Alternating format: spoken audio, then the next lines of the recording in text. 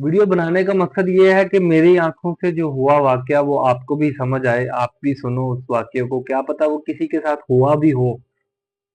इस तरह का वाकया मेरे साथ हुआ है, मैं आपके साथ शेयर करता हूँ। मैं अपनी बाइक पे जा रहा था और मैं काफी तकरीबन लगा लें को अपने घर से को 5 से 6 किलोमीटर मैं आगे चले गया।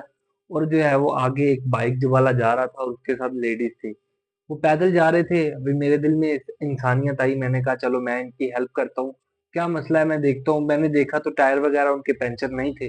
तो फिर मैंने उनको देखा, मैंने पूछा, मैंने जाके उनसे पूछा कि भाई आपको क्या मसला है, आप बता रहे मुझे।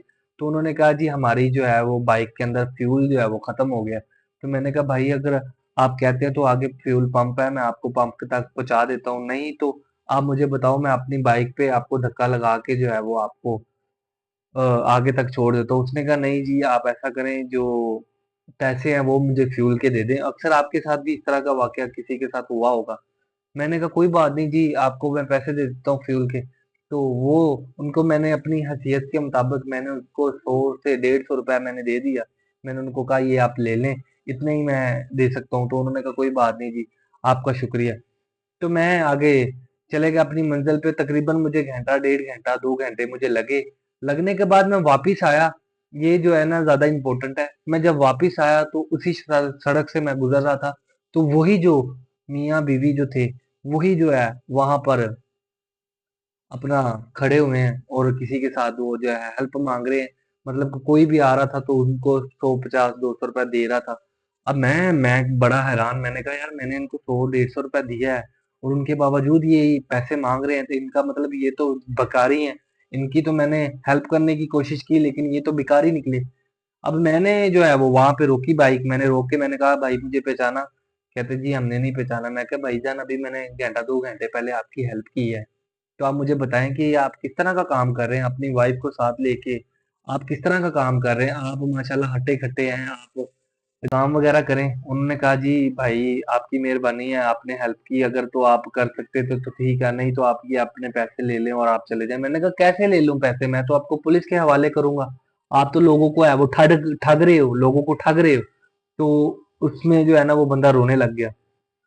सीरियसली वो बंदा रोने लग गया। मैंने उसको पूछा, मैंने कहा भाई आप रो क्यों रहे हो?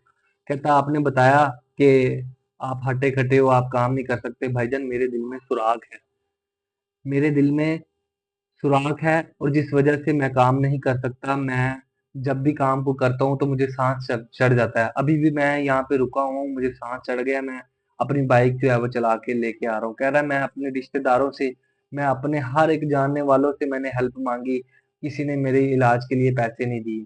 तो मुझे जो है ये काम अच्छा लगा, मैंने अपनी वाइफ को बताया, उसने कहा इस काम से मैं भी तुम्हारे साथ चलती हूँ इस काम में, चलो इसमें जो है तुम्हारी मदद हो जाए। तो मैंने फिर उनको देखा, फिर मैंने उनकी रिपोर्ट्स देखी, मुझे पता चला कि वाकई जो है इनमें, इनके दिल में जो है वो सुराख है, और इनको जो है ना सचमुच मसला है सांस का, और ये जो है वो ज्यादा चल भी नहीं सकते और ज्यादा बोल भी नहीं सकते।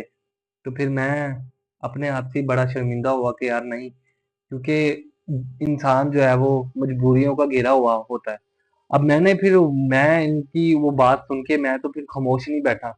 मेरा अकाउंट्स था फेसबुक का, टिकटॉक का, और फेसबुक का, इंस्टाग्राम का। यूट्यूब पे तो खैर इतने अच्छे फॉलोअर्स नहीं है। फिर मैंने उन पे जो है वो आवाज उठाई, मैंने उनको बोला कि ये जो भाई है उनका मैं कॉन्टेक्ट नंबर ले आया। तो मैंने उनको कहा कि ये मेरा भाई है, इंसानियत के खाते इसकी जो है वो मदद कर दी जाए।